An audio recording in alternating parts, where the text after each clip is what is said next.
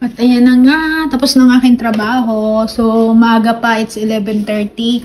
Natapos kasi si Lolo kumain ng maaga. Gagawin ko muna siya ng paborito niyang ice. Ice cream, dapat yan o kaya halo-halo. Pero ako na lang gagawa kasi araw-araw na lang siya nagpapabili. Dito nga pala sa bahay, hindi ka hirapang gumawa ng yelo kasi lalagyan mo ng tubig to. Wait. Lang siya ng tubig, tapos maghulma na siya ng ice katulad nito. Matik yan, ganyan na siya. Yan mo lang siya, tapos ilalagay mo siya dito. Yan. Mamaya niyan, mga alas 4, puno na naman yung lagayan ko ng ice. Ay, hindi pala yan. Puno na naman yan kasi kailangan ko lagi ng ice para kay Lolo. Mahilig siya sa ice kahit sobrang lamig na dito.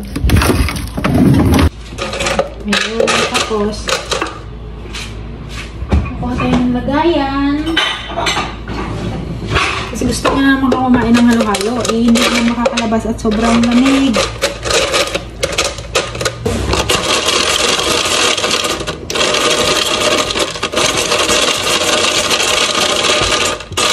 Diba? Kasi gagawin ko siya na paborito niya. Ba't ayaw ma-shoot?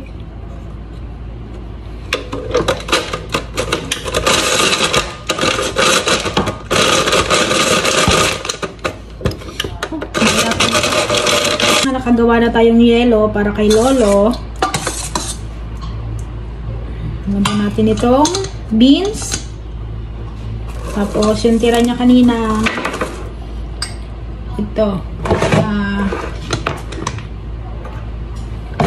kamote Q. Ginawa ko siya ng kamote Q.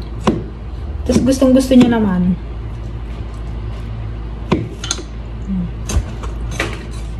Ayan, ganyan.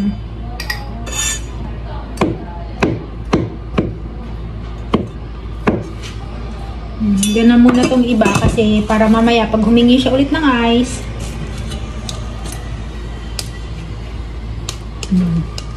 May kakainin siya. Tapos dyan, ibabaw lang yan dyan.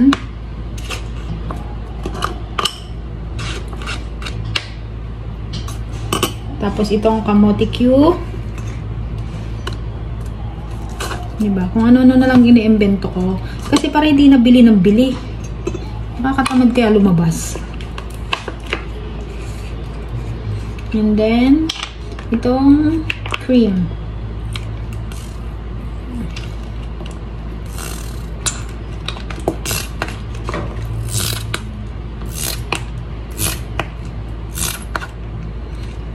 Diba? Oh, diba?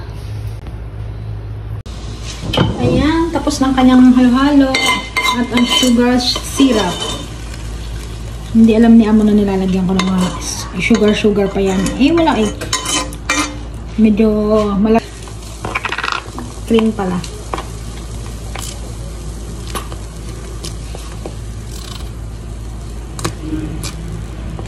Iwasan na magusto niyo, Lolo. Ayan na, bibigay ko na. Ako! Ice for you.